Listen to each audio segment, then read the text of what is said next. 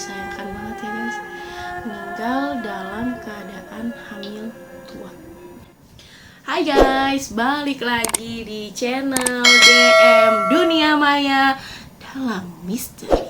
Hari ini gue mau cerita lagi tentang pengalaman pribadi horor. Kira-kira gue mau cerita apa ya guys? Yang pasti cerita gue yang satu ini itu bakalan bikin bulu kuduk kalian merinding. Yuk kita bahas sekarang.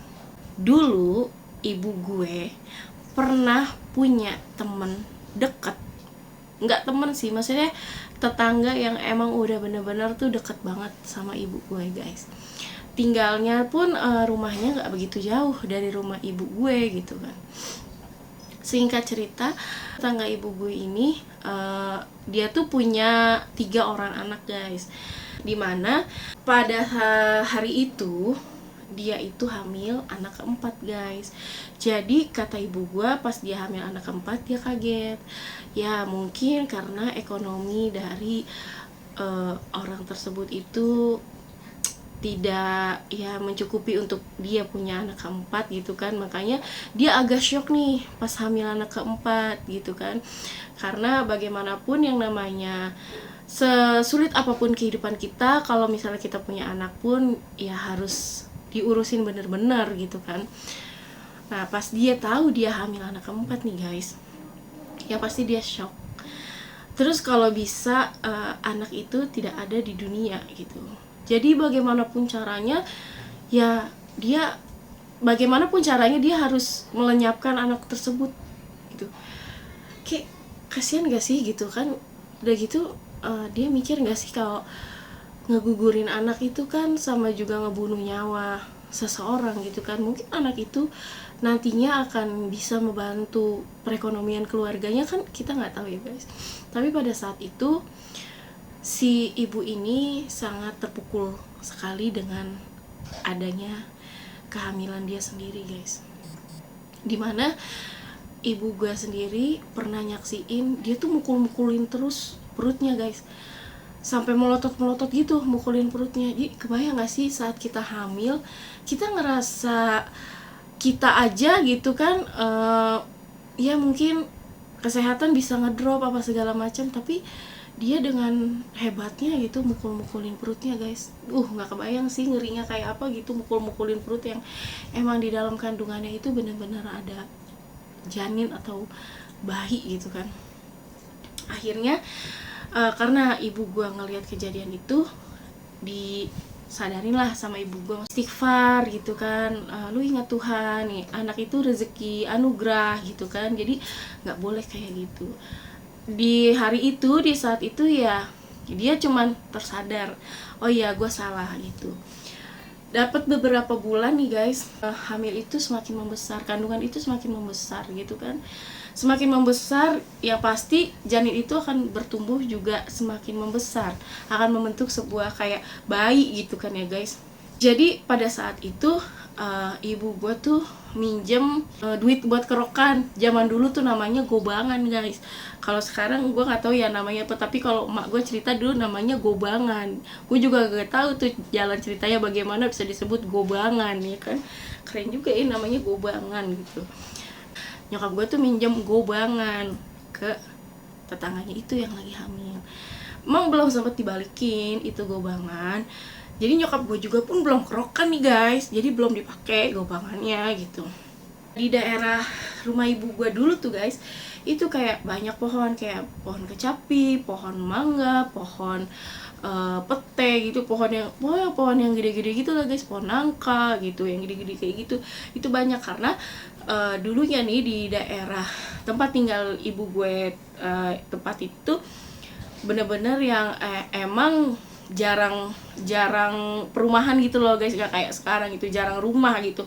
Bener-bener yang rumah terus belakang kiri kanan samping depan belakangnya itu kebun semua gitu. Jadi bisa dibayangin kalau malam pun udah yang sunyi, suara jangkrik apalah segala macem gitu kan.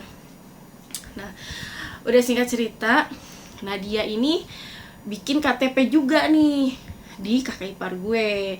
Kebetulan kakak ipar gue di situ jadi RT di daerah ibu gue tinggal. KTP-nya juga dia baru jadi 2 bulan atau 1 bulan kemudian gitu setelah dia bikin KTP gitu kan.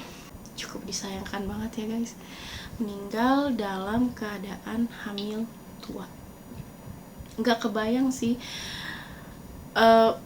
sakitnya pada saat dia terpleset atau sebelum dia ya menghembuskan napas terakhir, pastikan dia ngerasa nyeri-nyeri gitu kan, entah perutnya entah apa kan, kita juga nggak tahu. Pokoknya diketemukan itu dia itu sudah tidak bernyawa lagi di dalam kamar mandi tersebut.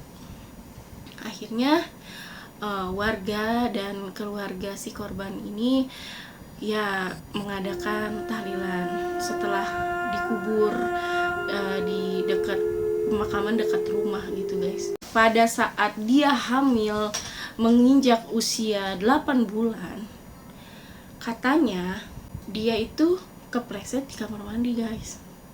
Jadi memang ditemukan dia itu udah tergeletak di kamar mandi, terus darah banyak di lantai kamar mandi. Dan pasti asumsi orang-orang sekitar bilangnya dia kepleset dan jatuh di kamar mandi. Alhasil yang menyebabkan dia dan janin yang ada di dalam perutnya itu meninggal guys. Malam pertama itu nggak ada kisah apa-apa sih guys. Nah pas hari ketiga om gua datang ke rumah nyokap, ke rumah ibu.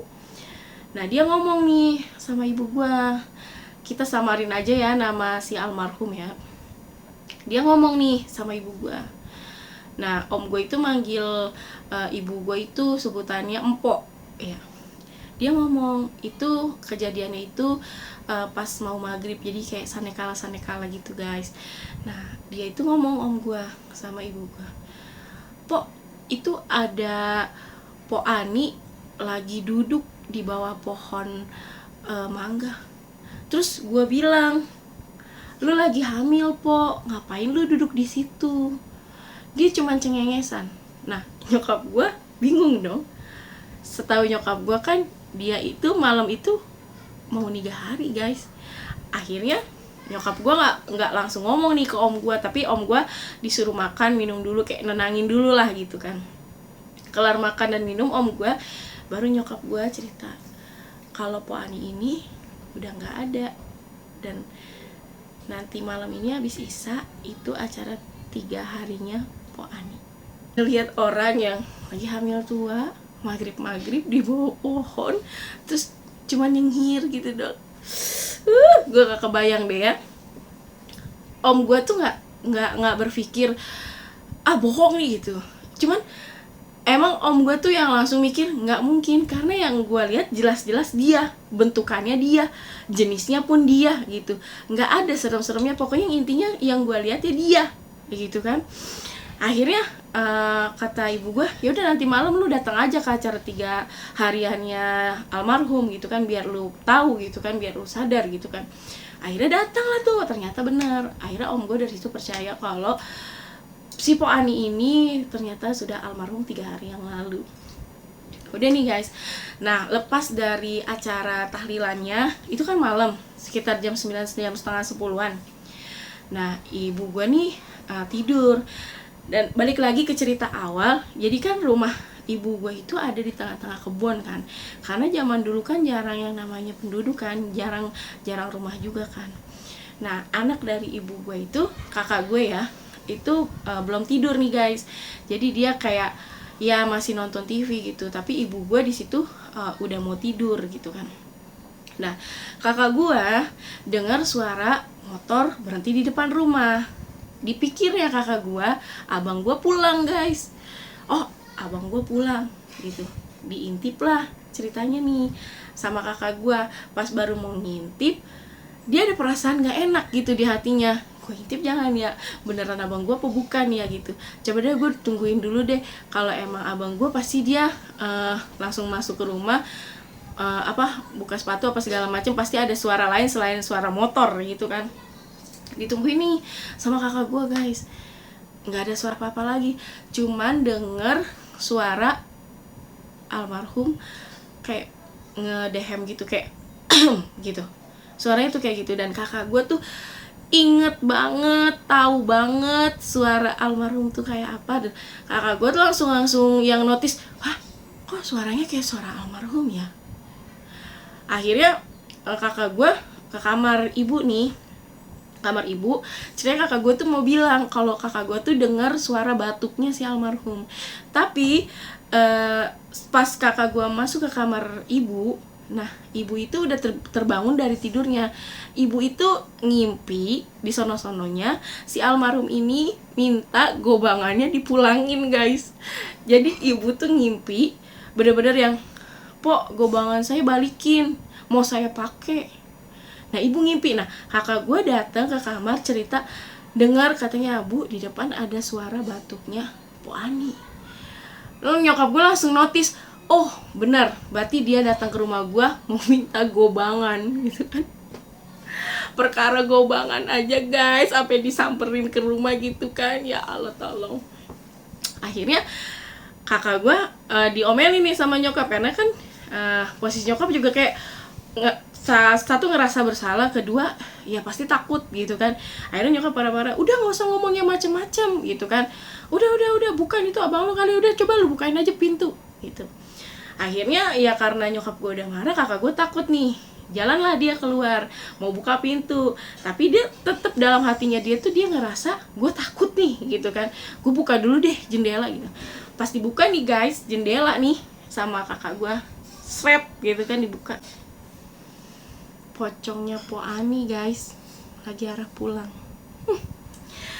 Lu bisa bayangin gak pada saat tiba-tiba pas suara motor lewat, suara motor berhenti, terus kakak gue buka hordeng, apa kagak muka sama muka tuh tatap-tatapan ya. Mati berdiri yang adek. Dia ngelihat bener-bener tuh Po Ani tuh, jadi rumah gue tuh posisinya bawahnya itu tangga, cuma 3 tangga. Nah dia tuh yang turun dari tangga ke-1, tangga kedua, tangga ketiga. Itu bener-bener kakak gue nggak bisa ngomong apa-apa guys. Dia cuman bisa diem, nge-freeze, terus ya udah kayak pengen nangis nggak bisa nangis, cuman berharap itu pocong nggak nengok ke belakang. Kalau tuh pocong nengok ke belakang, bisa pingsan mode diri dia guys. Udah tuh ya. Ternyata nggak dari situ aja guys. Ada lagi nih guys, balik lagi ke cerita awal ya, yang kakak ipar gue itu jadi RW yang sebelumnya nih si almarhum mau bikin KTP nih, ya kan. Dia samperin ke rumah kakak gue guys, dia mau ngambil KTP-nya. Dia cuma ngetok pintu 3 kali, tok tok tok, terus dia manggil nama kakak gue. Dia cuma manggil nama, samarin aja ya namanya, misalnya Udin lah gitu. Dia manggil nama, Din, KTP gue udah jadi belum? Terus abang ipar gue tuh langsung notice, KTP siapa ya? Siapa yang minta KTP? Ternyata pas dilihat berkas, si Po Ani itu guys, KTP-nya belum jadi, dan baru jadi seminggu lagi. Lu bisa bayangin nih, pocong datang ke rumah orang minta gobangannya dibalikin, datang lagi ke rumah abang ipar gue minta KTP-nya. Kalau di posisi gue kayak gitu guys, gue gak ngerti deh ya, gue harus kayak gimana. Gue harus kayang, lompat, apa segala macem. Oke guys, jadi ceritanya cukup sampai sini aja.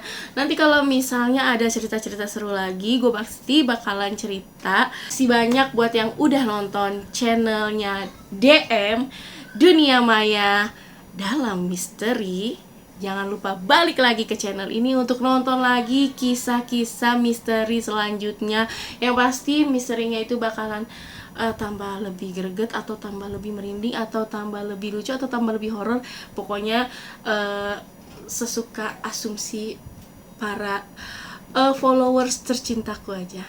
Ya, sampai sini dulu ceritanya. Nanti kita ketemu lagi di cerita berikutnya. Bye bye. Assalamualaikum.